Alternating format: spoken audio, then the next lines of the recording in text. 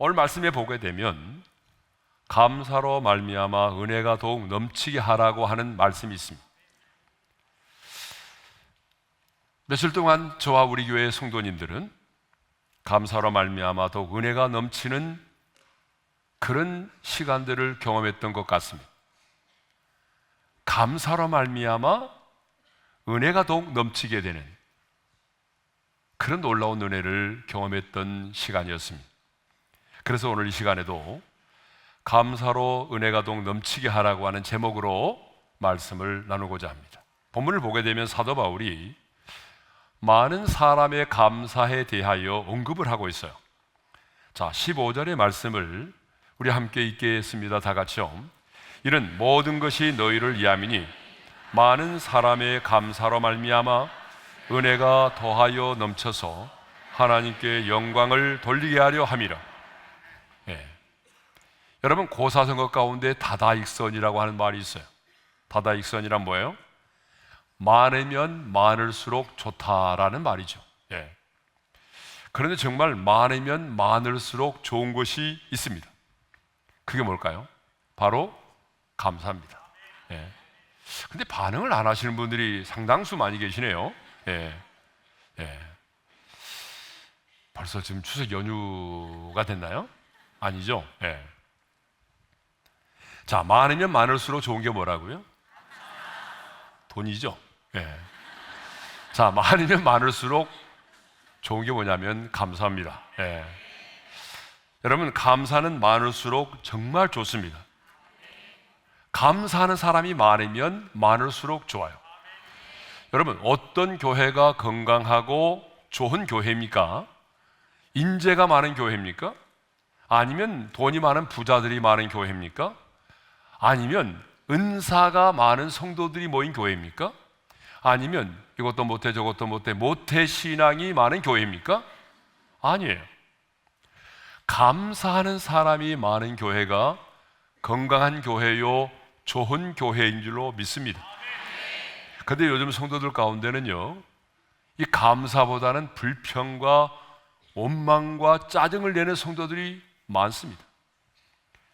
여러분, 지금 우리 교회가 주차와 예배 공간의 부족으로 인해서 얼마나 많은 어려움을 겪고 있는지 모릅니다. 주일날이면은 이 보성고 주차를 못하게 되면서 여러분, 말이 아닙니다.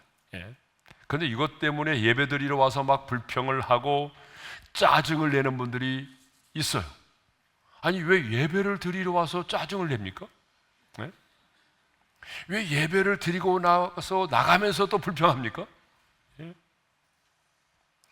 성경을 보게 되면 그 말세의 특징 중에 하나가 뭐냐 그러면 바로 감사하지 않는 것이라고 되어 있어요. 그러니까 디모데후서 3장은 말세의 여러 징조들에 대하여 말씀하고 있는데, 자, 디모데후서 3장 2절에 뭐라고 되어 있어요? 읽겠습니다. 시작.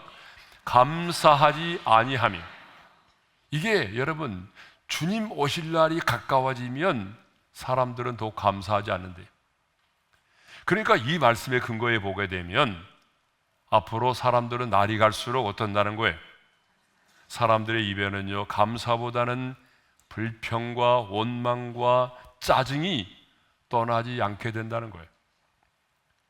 사람들의 입에서 나오는 말과 행동을 자세히 관찰해 보세요. 그러면은 감사의 말보다는 뭐예요? 불평과 원망의 말이 훨씬 많습니다.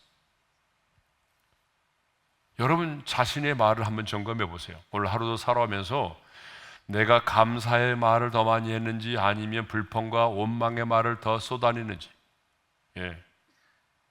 너무 찔림이 되니까 지금 얘기도 못 하잖아요. 우리 입에서는 감사보다는요, 막 불평과 원망과 한숨과 짜증이 나온다. 어린아이들도 아무리 좋은 것을 받아도 감사를 몰라요. 당연한 것으로 알아요. 그래서 제가 한번 예전에 얘기했잖아요. 유치원에서 선물을 받으면 뭐라 해야 되나요? 마지막은 다로 끝나는데, 그랬더니 한 녀석이 뭐 이런 걸 다 그렇게 말을 했다는 거잖아요. 하지만 하나님의 자녀된 우리는 여러분, 범사에 감사하며 살아야 합니다. 왜냐하면 감사는요, 하나님의 명령이고 하나님의 뜻이기 때문입니다. 그래서 우리가 너무나도 잘 아는 말씀, 다 암송하고 있는 말씀, 여러분 집에 다 벽에 붙어 있는 말씀, 화장실에도 붙어 있는 말씀, 데살로니가서 5장 16절 18절을 읽겠습니다. 다 같이요. 항상 기뻐하라, 쉬지 말고 기도하라, 범사에 감사하라. 이것이 그리스도 예수 안에서 너희를 향하신 하나님의 뜻이니라. 그러니까 여러분, 범사에 감사하는 것은 하나님의 명령이기도 하고 우리를 향한 하나님의 뜻입니다. 그런데 이 말씀과는 반대로 이렇게 살아가는 사람들이 더 많더라고요. 우리 한번 읽어볼까요? 다 같이 시작. 항상 낙심하라, 쉬지 말고 원망하라, 범사에 불평하라. 이런 분들이 더 많아요. 하나님은 우리가 범사에 감사하며 살기를 원하십니다. 그러므로 여러분, 암에서 막 고침을 받고 직장에서 막 승진을 하고 그리고 지금보다 더 넓은 큰 평수의 집으로 이사하는 것만이 감사의 조건이 되는 것이 아니라, 여러분, 정말 작은 일에도 범사에 감사할 수 있기를 바랍니다. 예국에 이제 나가서 이민교회에서 예배를 드리는 일이 제가 좀 많아졌잖아요. 근데 예국에 나서 이민교회에서 예배를 드리다 보게 되면 다양한 예배의 형태를 경험하게 돼요. 그래서 주일 낮 예배 때 목사님이 강단에서 헌금을 한 사람들의 이름을 다 부르는 경우도 있어요. 그리고 감사의 내용을 공개적으로 알려주기도 해요. 예를 들면 이런 겁니다. 이번에 장로님께서 어느 지역에 떡집을 오픈하셨습니다. 이렇게 광고도 해요. 완전히 광고죠. 그러면 다른 권사님이 하는 떡집은 어떻게 되는 거예요? 또 아무개 집사님 이번에 조국 방문을 마치고 돌아오셨습니다. 이런 내용도 하는 거고요. 또 우리 어느 권사님이 이번에 병원에 입원하시게 되었습니다. 이런 내용들이 그 헌금하는 시간에 다 나와요. 그러니까 이게 이제 문제가 뭐냐 그러면 누구는 해주고 안 해주면 이게 문제가 되는 거예요.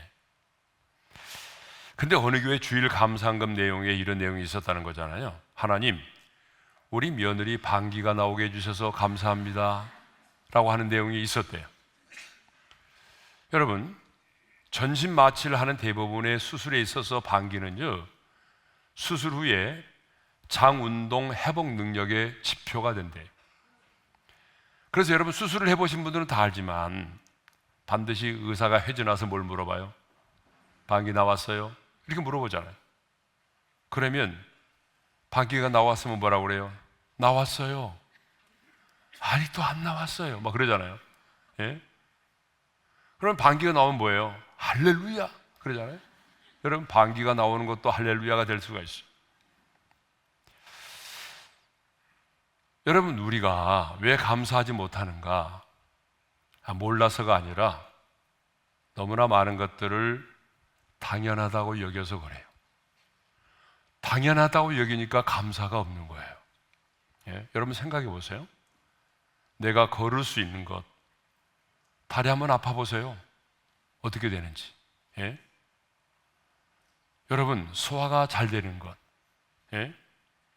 변비에 걸리지 않고 시원하게 일을 보는 것, 사실 다 감사하는 일이에요. 잠을 잘 수 있는 것, 이 자리에 앉아서 우리가 예배를 드릴 수 있는 것, 여러분, 이 모든 것들이 사실 당연한 게 하나도 없어요. 이게 다 하나님의 은혜거든요. 근데 우리는 너무나 모든 것들을 당연하다고 생각을 하니까 감사할 조건이 없는 거죠. 그러므로 여러분, 감사는요, 습관이 되어야 합니다. 감사는 체질화 되어야 합니다. 그러니까 습관이 되지 않으면요, 여러분, 감사가 안 나옵니다. 그래서 감사를요, 습관화해야 돼요. 그래서 우리 다니엘 프로젝트가 있는 책이 나왔잖아요. 그 다니엘 프로젝트 책이 뭐예요? 홀리 헤빗, 거룩한 습관 만들기. 네. 그런데 21과 전체를 습관으로 만들 수가 없으니까 그 중에 이제 세 가지를 우리가 타겟으로 삼아가지고 습관으로 삼는 거예요. 그래서 뜻을 정하여 인생을 사는 것, 또 하나는 감사, 또 하나는 기도. 이 다니엘이 가졌던 세 가지 습관을 이제 우리의 삶의 거룩한 습관으로 만들자 라고 하는 것이 바로 다니엘 프로젝트입니다. 네. 감사는 왜 감사가 중요하냐 그러면 여러분, 감사는요 우리 안에 절망을 몰아내고 소망을 가져다주는 기적의 힘을 갖고 있기 때문에 그렇습니다. 그래서 어떤 분은 이런 말을 했어요. 감사가 없는 삶은 뭐냐? 뺄셈과 나눗셈이다. 뺄셈과 나눗셈이라는 말은 무슨 말인가 하면 받은 축복마저도 여러분 다 잃어버리게 한다는 거예요. 그러니까 감사가 없으면 하나님이 내게 주셨던 것들도 내가 지키지 못하고 다 잃어버리게 된다는 거예요. 그래서 뺄셈과 나눗셈이라고 말해요. 감사가 있는 삶은요 덧셈과 곱셈이라고 말해요. 왜 그럴까요? 그것은 크고 작은 기적이 일어나기 때문에 그래요. 그러니까 성경을 보게 되면 감사가 더 큰 감사를 낳습니다. 한번 따라서 하겠습니다. 감사가 더 큰 감사를 낳는다. 예. 그래서 이제 누가복음 17장을 보게 되면요, 그 10명의 한센 병자들이 나와요. 예, 그 한센 병자들이 주님의 말씀 앞에 순종해서 제사장에게 자기 몸을 보이려고 나가다가 10명 모두가 다 고침을 받았어요. 예? 순종하여 가다 보니까 자기 몸에서 막 피고름이 나왔는데 다 사라지고 고침을 받은 거예요. 그런데 놀랍게도 여러분 다른 9명의 사람들은 감사하지 않았어요. 근데 그 중에 사마리아인 한 사람이 돌아와 감사를 하잖아요. 근데 이 한 사람은요 육체의 질병만이 아니라 여러분 나중에 보게 되면 영혼까지 구원을 받게 된 것입니다. 그래서 누가복음 17장 19절에 보게 되면 이렇게 말씀하셨어요. 주님이 다 같이요. 그에게 이르시되 일어나 가라. 내 믿음이 너를 구원하였느니라. 예. 그러니까 다른 사람들은요 육체의 질병에서 고침을 받는 것으로 끝났지만 여러분 그 자리에서 하나님께 돌아와 감사했던 이 사마리아 사람은 육체의 질병만이 아니라 영혼까지 구원을 받게 되는 놀라운 은혜를 누리게 된 것입니다. 그래서 스펄전 목사님은요 우리가 수없이 들었던 말씀, 어릴 때부터 제가 이 말 들었거든요. 그러나 다시 또 한번 읽어볼까요? 다 같이 시작. 하나님은 촛불을 보고 감사하는 자에게 전깃불을 주시고 전깃불을 보고 감사하는 자에게 달빛을 주시고 달빛을 보고 감사하는 자에게는 햇빛을 주시고 햇빛을 보고 감사하는 자에게는 햇빛보다 더 밝은 천국을 주십니다. 예. 그러니까 여러분 작은 것이라도 먼저 감사하는 게 중요합니다. 그러니까 먼저 감사가 중요해요. 예? 하나님은 감사하는 자에게 더 큰 축복을 주시고 감사가 더 큰 감사를 낳게 되는 거죠. 그러니까 예수님께서 보게 되면 보리떡 5개와 물고기 2마리로 5,000명을 먹이고도 남는 기적을 행하셨는데 근데 이 기적이 어떻게 일어났습니까? 우리가 잘 아는 것처럼 예수님께서 한 어린아이가 가져온 보리떡 5개와 물고기 2마리를 손에 들고 하늘을 우러러 축사하심으로 일어났습니다. 여러분 축사하셨다라고 하는 말이 무슨 말이죠? 감사의 기도를 드리셨다는 말이에요. 그러니까 그 어린아이가 가져온 도시락을 손에 들고 하늘을 우러러 감사의 기도를 드리시고 나누어 주니 여러분 5,000명이 먹고도 남는 기적이 일어난 것입니다. 그러니까 이 오병이의 기적은요 한 어린 소년의 작은 나눔과 예수님의 감사의 기도가 이 기적을 만들어낸 것입니다. 그러니까 여러분, 기적이 먼저가 아니라 뭐가 먼저죠? 감사가 먼저입니다. 예. 저쪽 동네에 계신 분들은 다 입을 다물고 계시네요. 예. 물어보겠습니다. 기적이 먼저입니까? 감사가 먼저입니까? 아, 예. 예. 발음을 똑바로 해서 감자가 아니고 감사예요. 예. 여러분, 기적이 먼저가 아니에요. 근데 우리는 먼저 기적을 원합니다. 하나님, 기적이 일어나게 해주세요. 그러면 제가 감사할게요. 이거는요, 믿음이 아니에요. 이거는 안 믿는 사람도 다 해요. 예? 안 믿는 사람도 다 할 수 있어요, 그거는. 예? 그러니까 성경을 보게 되면 언제나 기적이 먼저가 아니라 감사가 먼저였다는 사실. 그러니까 요한복음 11장에도 보게 되면 예수님께서 죽은 나사로를 살리시는 장면이 나와요. 근데 그때도 예수님께서 죽은 나사로를 살리시는 기적을 행하실 때도 무덤의 문을 열어놓으라고 말씀하신 다음에 이렇게 주님께서 감사의 기도를 드리십니다. 요한복음 11장 41절입니다. 다 같이요. 예수께서 눈을 들어 우러러보시고 이르시되 아버지여, 내 말을 들으신 것을 감사하나이다. 여러분, 아직 나사로가 살아나지 않았어요. 그런데 주님께서는 아버지여, 내 말을 들으신 것을 인하여 감사하나이다, 먼저 감사의 기도를 드리셨어요. 그리고 난 다음에 나사로야 나오너라고 외쳤어요. 그러자 여러분, 죽은 나사로가 수족을 배로 동인 채로 걸어서 나왔습니다. 여러분, 감사할 때에 오병이어의 기적이 일어났습니다. 감사할 때에 죽은 나사로가 살아났습니다. 그러므로 여러분의 가정에, 여러분의 인생 가운데 기적이 일어나기를 원하신다면 여러분, 작은 일이라도 먼저 감사할 수 있기를 바랍니다. 옆 사람과 다시 한번 인사하겠습니다. 먼저 감사합시다. 네. 또 한 번 인사합니다. 감사할 때 기적이 일어납니다. 감사하면 더 큰 축복을 받습니다. 예.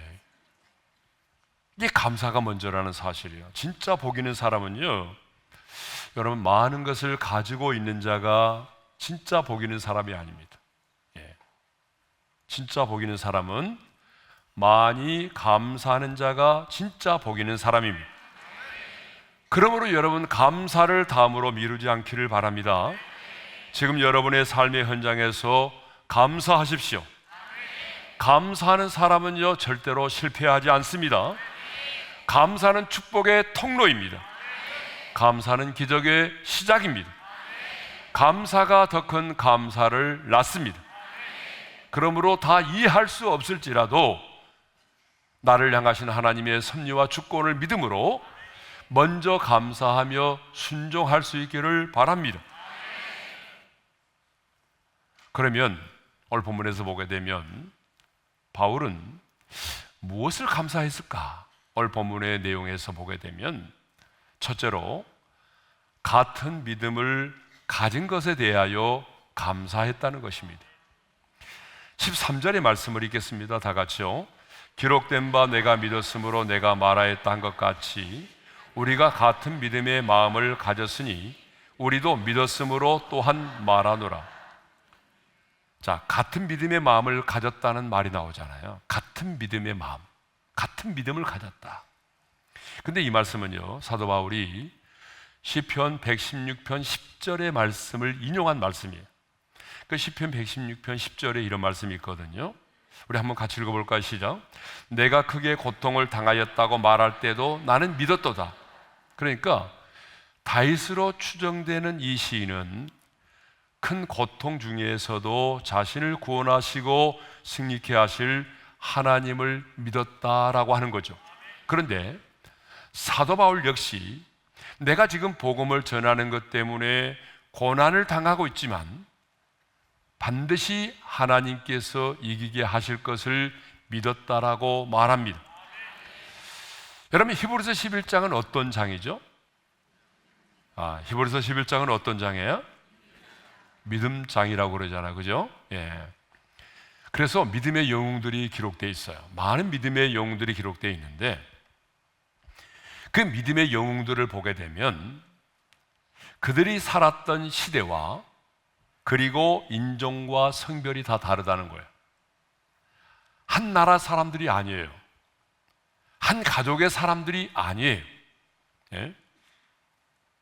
어떤 이는 족장시대의 사람이고, 어떤 사람은 가나안 정복 이전의 사람이고, 어떤 사람들은 사사시대 이후의 사람들이에요.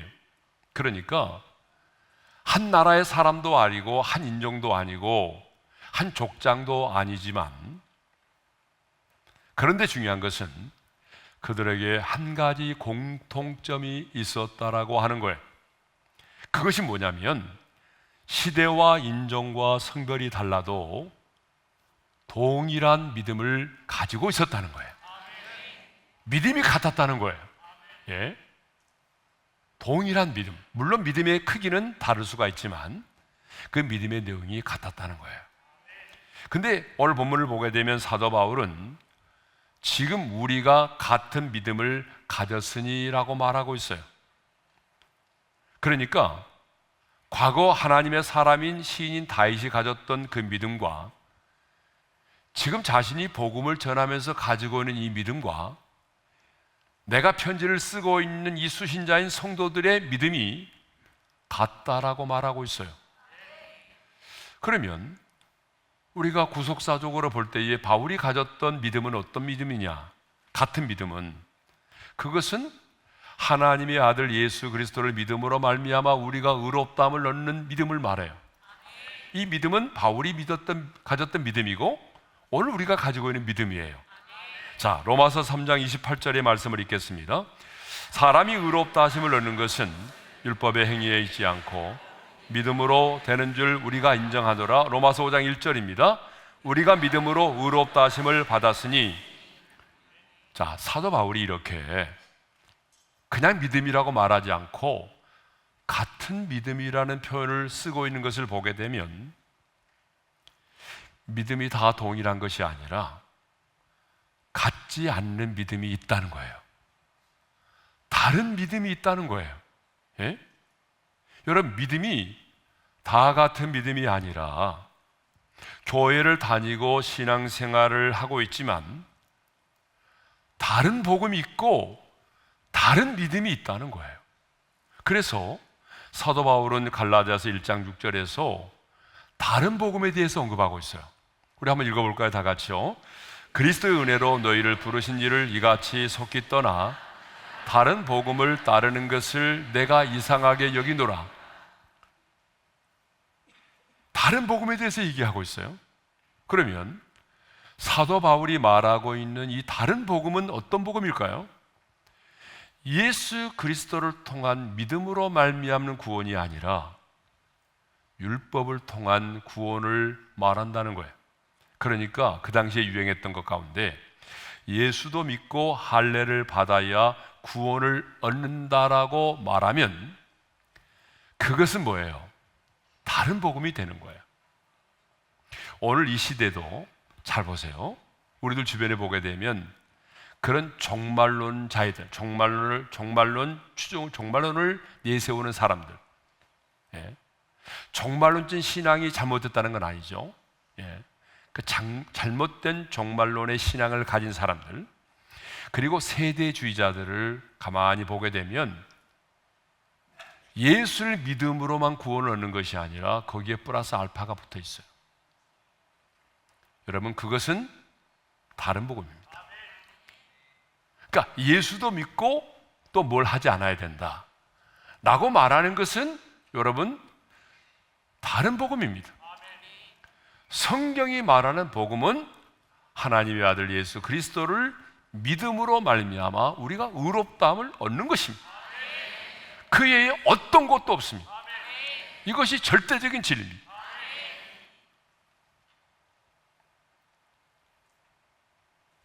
그러니까 우리가 사는 이 세상에는 알곡과 쭉정이가 있고 진품도 있고 짝퉁이 있는 것처럼 여러분 믿음에도 같은 믿음이 있고 다른 믿음이 있다는 거예요.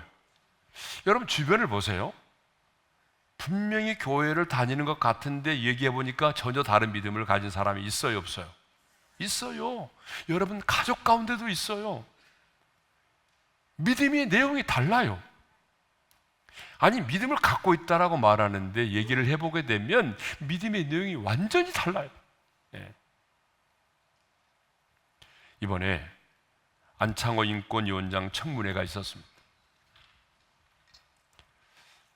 이 헌법재판관과 한 1년 정도 한 달에 한 번씩 만나서 성경 공부를 한 적이 있습니다. 바깥텔에서. 그래서 저는 참 안면이 있죠. 네. 가까이 지냈고 제가 이제 가까이 지내면서 보니까 참 이분은 정말 가짜가 아니었어요. 그러니까 이번 청문회도 여실히 그걸 보여줬어요. 이번 청문회 때 너무나 당당하게 포괄적 차별금지법과 동성애에 대해서 소신을 말씀하셨습니다. 진화론은 과학적 근거가 없으므로 하나님이 세상을 창조하셨다는 창조론도 학교에서 가르쳐야 된다라고 주장을 하셨습니다. 그러자 여러 의원들이 당신은 무자격 보수 기독교 탈레반주의자라며 마치 보수적 신앙을 가진 기독교인들이 엄청나게 미개하고 시대착오적인 것처럼 조롱하고 비아냥거리면서 당신은 인권위원장의 자격이 없는 사람이다라고 말을 했어요. 근데 여러분 놀라운 사실은 그렇게 앞장서서 반대하는 의원들 중에 기독교인들이 있었다는 사실입니다. 심지어 과거에 미국에서 신학교를 나와가지고 전도사 경력을 가진 자도 있었어요. 목사의 아들도 있었어요. 그렇다면 그들이 가진 신앙은 무엇입니까? 하나님이 세상을 창조하셨다는 것을 믿는 믿음이어야 되는데 그러면 그들이 갖는 신앙은 뭡니까? 예?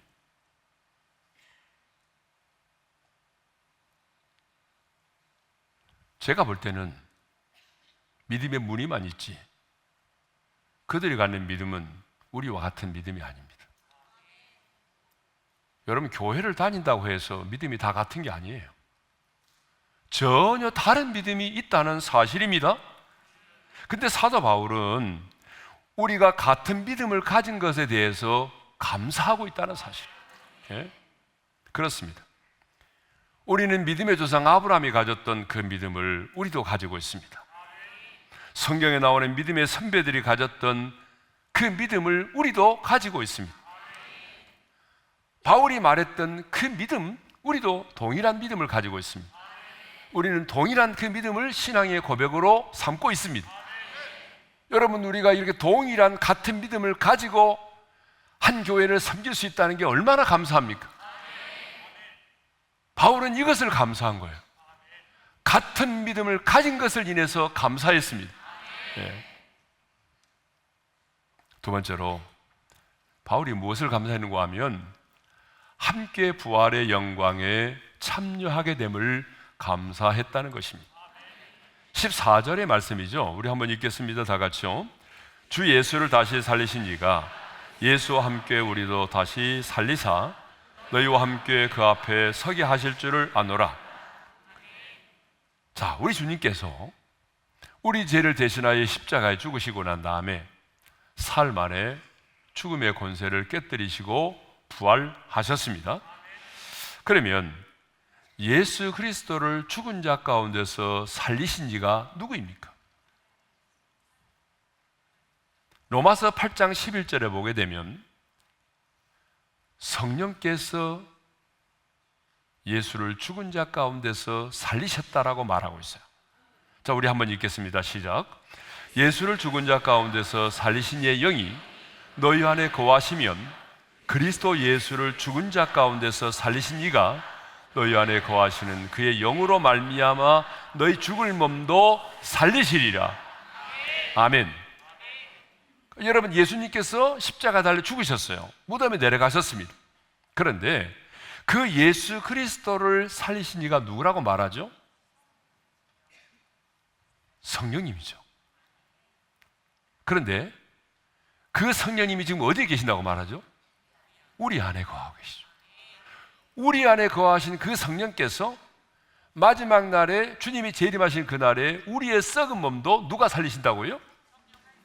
지금 우리 안에 거하신 그 성령께서 우리의 죽을 몸도 살리신다고 말합니다. 여러분, 이건 정말 놀라운 사실이죠. 예수 그리스도를 죽은 자 가운데서 살리신 그 성령님이 지금 우리 안에 거하고 계십니다. 그리고 주님이 다시 오시는 그날에 여러분, 우리 육체가 다 썩어서 한 줌의 흙으로 돌아갔겠지만 그날에 성령께서 다시 우리를 썩지 않은 신령한 몸으로 우리의 몸을 다시 죽은 몸을 살리십니다. 그래서 어떻게 하느냐? 그냥 다시 살아나게 해가지고 농사나 짓게 만들고 그런 게 아니고, 여기 보게 되면 뭐라고 되냐 그러면 바울이 뭐라고 말하죠? 오늘 본문에서 뭐라고 말하냐면 함께 그리스도 앞에 서게 된다라고 말합니다. 이 말은 무슨 말입니까? 함께 부활의 영광에 참여하게 된다는 것입니다. 우리가 같은 믿음을 가졌기 때문에 여러분, 주님이 재림하시는 그날에 성령께서 우리의 죽은 몸도 다시 살려서서 함께 그 부활의 영광에 참여하게 하시는 것입니다. 바울은 이것을 감사했어요. 예? 여러분, 우리도 어떻게 될까요? 주님이 재림하시는 그날에 예수를 죽은 자 가운데서 살리셨던 그 성령께서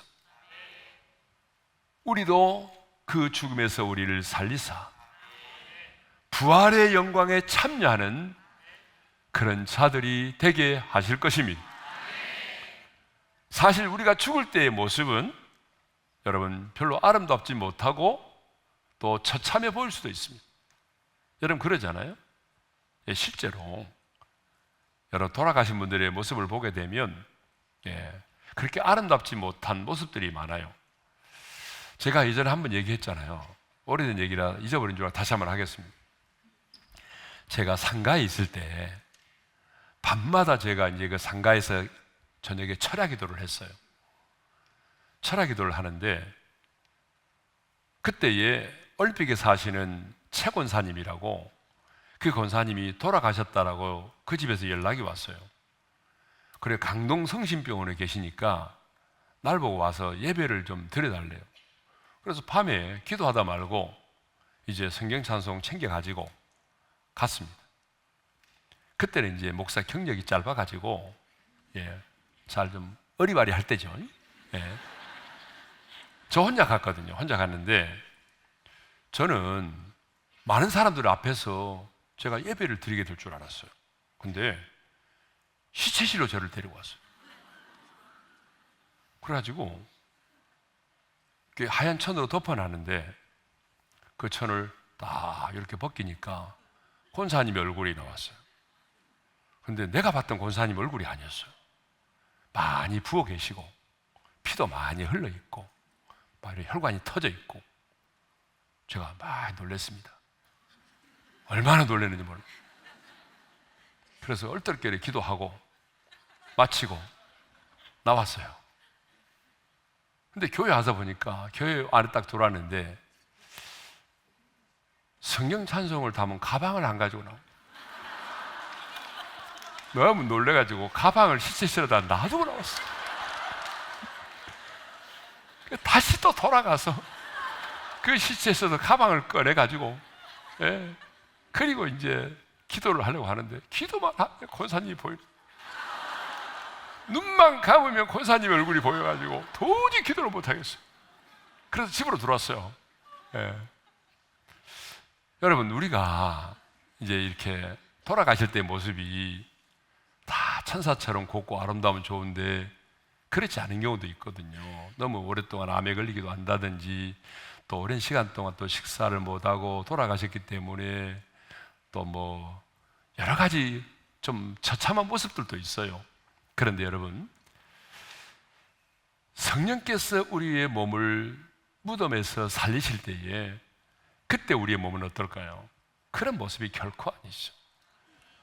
가장 썩지 않고 쇠하지 않는 신령하고 영광스럽고 빛나는 모습으로 우리가 부활을 하게 되는 것입니다. 그래서 우리가 함께 부활의 영광에 참여를 하게 되는 것입니다. 그러니까 여러분 한번 생각해 보세요. 네. 그래서 여러분 우리 마라나타 하늘 정원이 중요한 거예요. 우리 예수님 재림하실 때에 무덤 속에 있는 예수 믿고 죽은 자들이 먼저 부활을 하게 되는데 그때 우리가 다 그 안에서 다 함께 부활할 거 아니에요. 예? 그때 다 우리가 그리스도 안에 있는 우리들이 그렇죠? 예? 근데 절간 다 모셔놓으면 절간에서 혼자 나와야 될 거 아니에요. 예? 생각만 좀 끔찍하잖아요. 예? 예? 자, 이제 사도 바울은 감사로 은혜가 더욱 넘쳐나게 하라고 권면하고 있어요. 15절의 말씀을 우리 다시 한번 읽겠습니다. 시작. 이는 모든 것이 너희를 위함이니 많은 사람의 감사로 말미암아 은혜가 더하여 넘쳐서 하나님께 영광을 돌리게 하려 함이라. 자, 많은 사람의 감사로 말미암아 은혜가 더욱 넘치게 되었다라는 표현을 쓰고 있습니다. 그러니까 은혜가 먼저가 아니라 여기서는 감사가 먼저라고 되어 있어요. 그런데 본문의 말씀을 직역해 보게 되면 이렇게 되어 있더라고요. 많은 사람들을 통해 더해진 은혜가 감사함을 넘치게 하여 이렇게 되어 있어요. 그러니까 직역을 하게 되면 은혜가 감사함을 넘치게 한다 이렇게 되어 있어요. 그러니까 신학적으로 보게 되면 또 이 말이 맞는 것 같아요. 왜냐하면 은혜가 임해야 감사를 할 수 있죠. 그런데 저는 이 두 가지 해석이 다 동일하다고 생각을 합니다. 여러분, 우리의 경험에서도 보게 되면 감사가 넘치는 삶을 살아가게 되면 범사에 감사하고 환난 중에 감사하고 작은 일에도 감사를 하게 되면 어떤 일이 벌어지던가요? 은혜가 더 충만해지는 경우가 많습니다. 은혜가 깊어지고 여러분 그럴 때가 얼마나 많아요? 네. 그러니까 감사가 먼저냐 은혜가 먼저냐 이런 장난하면 안 돼요. 이것은 신학자들이 하는 일이에요. 신학자들이 밥 먹고 할 일 없으니까 맨날 이걸 가지고 싸워요. 근데 여러분 은혜가 먼저이기 때문에 감사가 넘치게 된다. 감사함이 넘치면 은혜가 넘치게 된다. 여러분 이게 뭘 중요하지 않아요, 순서는. 예? 저 같은 경우에도 보게 되면 감사할 수 없는 상황이지만 하나님의 은혜를 생각하고 감사를 하게 되면 더 큰 하나님의 은혜가 임하는 것을 수없이 경험했어요. 여러분 그러잖아요. 그러니까 은혜가 임해야 더 감사하게 된다 이 말은 맞는 말입니다. 이것도 틀린 말은 아니에요. 그러니까 무엇이 먼저냐라고 하는 것은 별로 중요하지 않다라고 하는 거죠. 예. 고린도후서 8장을 보게 되면 사도 바울이 마게도냐 교회들이 예루살렘 교회를 위하여 연보를 한 사실을 말하고 있어요. 마게도냐 교회의 성도들은요, 사도 바울이 마게도냐 교회는 사도 바울이 전도 여행 때 세운 교회들인데 주로 빌립보 교회, 데살로니가 교회 그리고 베레아 교회를 통틀어서 일컫는 교회가 뭐냐 마게도냐 교회라고 합니다. 그러니까 마게도냐 교회 하게 되면 그 지역에 있는 교회들인데 베레아, 빌립보, 데살로니가 교회를 통칭하는 말이다. 여러분 그렇게 이해하면 되겠습니다. 그런데 이 마게도냐 교회 성도들은 예루살렘 교회가 재정으로 인해서 막 어려움을 겪고 있다는 소식을 듣고 바울을 통하여 소식을 듣고 난 다음에 예루살렘 교회를 돕기 위해서 어떻게 했어요? 연보를 했습니다. 예. 여러분 우리 교회가 그런 DNA가 있습니다.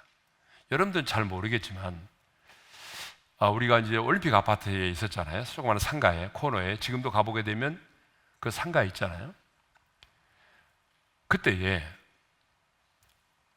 우리 옆에 돌아가 보게 되면 서문교회가 있습니다. 네, 서문교회. 서문교회하고 우리 교회와 비교해 보게 되면 게임이 안 되죠. 너무 우리는 작고 초라한 교회였으니까. 근데 여러분, 그 서문교회가 불이 났어요. 예. 여러분 잘 모르시죠? 예. 서문교회 안 다니셨으니까 아마 모르실 거예요. 근데 그 서문교회가 불이 났을 때에 여러분, 우리 교회가 헌금을 했습니다. 특별 헌금을. 그래가지고 그 서문교회에 도움을 준 적이 있어요. 예. 그리고 시간이 많이 지났습니다. 예. 그런데 제가 캐나다 캘거리에 집회를 갔는데, 집회를 마치고 내려오니까 키 크신 어떤 장로님이 저를 따라오더니, 목사님, 제가 서문교회 예전에 수석 장로였습니다.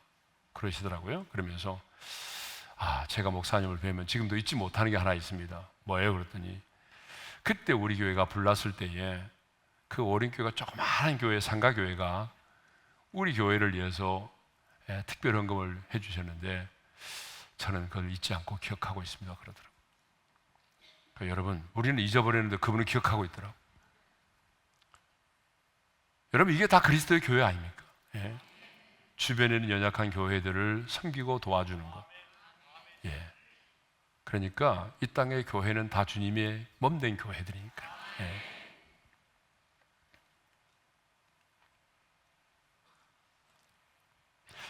그런데 그때 마게도냐 교회 성도들이 어떠한 상황 속에서 연보를 했느냐? 고린도후서 8장 2절을 보게 되면 이렇게 말하고 있어요. 다 같이요. 환난의 많은 시련 가운데서 그들의 넘치는 기쁨과 극심한 가난이 그들의 풍성한 연보를 넘치도록 하게 하였느니라. 그러니까 여러분, 마게도냐 교회 성도들은요, 여유가 있어서 연보를 한 게 아니에요. 환난의 많은 시련 가운데서, 극심한 가난 가운데서도 자원하여 기쁨으로 감사하여 연보를 했다는 것입니다. 이게 중요한 거예요. 그래서 사람들은 환난에 처하면, 극심한 가운데 있게 되면 감사가 쉽지 않습니다. 그런데 그들은 자신들에게 복음을 전해준 예루살렘 교회를 잊지 않고 기억하면서 그 은혜에 감사하여 자원하는 마음으로, 기쁨으로 이렇게 연보를 했다는 것은 그들이 감사를 잊지 않았다라고 하는 사실입니다. 여러분, 감사는요, 은혜가 더욱 넘쳐나게 합니다. 감사가 더 큰 감사를 낳습니다. 그러므로 감사할 때 뭐가 일어나요? 기적이 일어나고, 감사할 때에 더 감사할 수 있는 조건들이 생겨나게 되는 것입니다. 뿐만 아니라, 오늘 마지막입니다. 감사는 궁극적으로 하나님께 영광을 돌리게 된다는 것입니다. 자, 15절의 말씀을 다시 한번 읽겠습니다. 시작. 이는 모든 것이 너희를 위함이니 많은 사람의 감사로 말미암아 은혜가 더하여 넘쳐서 하나님께 영광을 돌리게 하려 함이라. 따라서 하겠습니다. 하나님께 영광을 돌리게 하려 함이라. 예. 아까도 얘기했지만 누가복음 17장에 한센병자들이 주님의 말씀을 듣고 제사장에게로 가다가 고침을 받았잖아요. 그런데 누가복음 17장 15절의 말씀을 읽겠습니다. 다 같이요. 그 중에 한 사람이 자기가 낳은 것을 보고 큰 소리로 하나님께 영광을 돌리며 돌아와. 자, 고침받은 한 사람은요, 고침을 받은 그 자리에서 하나님께 영광을 돌렸다는 것입니다. 여러분, 이게 중요해요. 여러분, 이럴 수도 있잖아요. 내 몸이 고침받았네? 야, 이건 뭐야? 갑자기 깨끗해졌잖아, 이거. 그런데 이렇게 고침을 받았을 때에 여러분, 미루지 않았어요. 감사를 미루지 않았어요. 즉시로 감사해야 돼요. 그러니까 감사를 미루면요, 여러분, 절대로 감사할 수가 없습니다. 감사는 미루면요, 더 이상 감사가 나오지 않아요. 그래서 이 한센병자는요, 그 자리에서 감사했어요. 네. 큰 소리로 하나님께 영광을 돌렸대요. 하나님께 큰 소리로 영광을 돌렸대요. 나은 것을 보고. 예? 그리고 곧바로 예수님께로 돌아와 엎드려 경배했어요. 18절을 읽겠습니다. 다 같이요. 이 이방인 여인은 하나님께 영광을 돌리러 온 자가 없느냐? 예수님 뭐라고 말씀하셨어요? 그 아홉은 어디 있느냐? 다 고침을 받았는데 내게 돌아와 하나님께 감사하여 영광을 돌린 사람은 이 한 사람밖에 없었다는 거예요. 여러분, 이것을 보게 되면 하나님께 영광을 돌리는 것은 하나님께서 내게 행하신 일에 대하여 감사하는 것임을 알 수가 있습니다. 그러니까 하나님을 영화롭게 하는 게 뭐예요? 하나님이 내 인생 가운데 행하신 일들에 대해서 내가 감사하는 거예요. 예? 남들이 생각하지 못한 놀라운 일들을 행하고 어떤 새로운 일들을 행하는 것만이 하나님을 영화롭게 하는 것이 아닙니다. 주님께서 내 인생 가운데 행하신 그 일들에 대해서 내가 감사하면 그것이 뭐예요? 하나님을 영화롭게 하는 것입니다. 그러니까 우리의 감사는요, 하나님을 영화롭게 하는 것입니다. 하나님께 영광 돌리는 게 뭐예요? 감사예요. 예? 내가 감사하면 그 자체가 하나님께 뭐가 되는 거예요? 영광이 되는 거예요.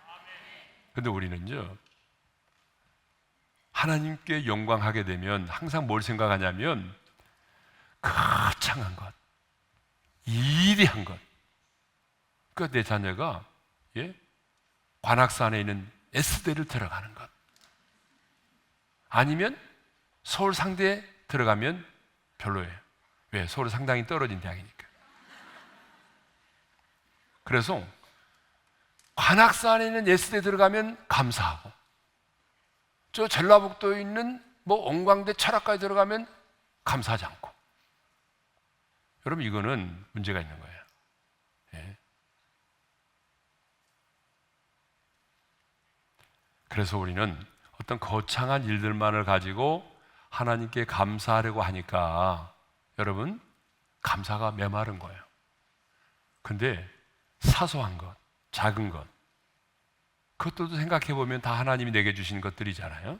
예? 지금 받은 은혜에 여러분 감사하시기를 바랍니다.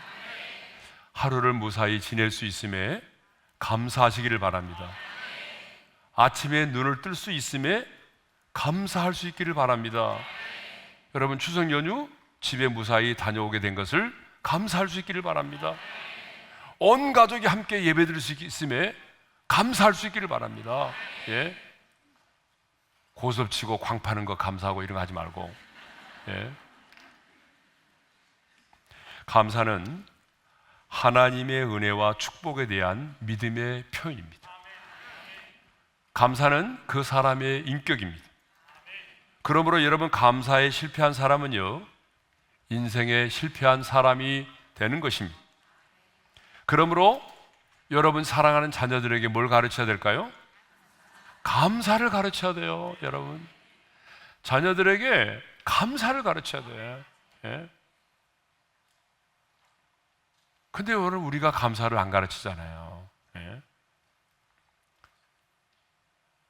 감사가 하나님께 영광을 돌리는 것입니다. 그래서 다윗은요, 시편 50편 23절에서 이런 말씀을 했어요. 다 같이 읽겠습니다. 감사로 제사를 드리는 자가 나를 영화롭게 하나니 그의 행위를 옳게 하는 자에게 내가 하나님의 구원을 보이리라. 아멘. 감사가 하나님을 영화롭게 하는 것입니다. 여러분, 감사와 은혜와 영광이라는 단어를 우리가 생각해 보았는데, 이 감사와 은혜와 영광은요, 하나입니다. 다 연결되어 있어요. 예?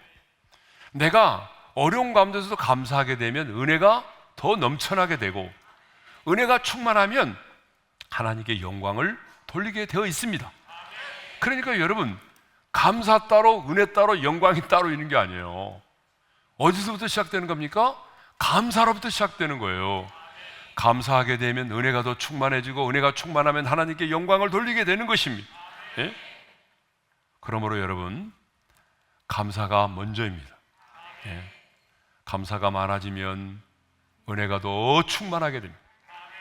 은혜가 더 충만하게 되면 하나님께 영광을 올려드리게 됩니다.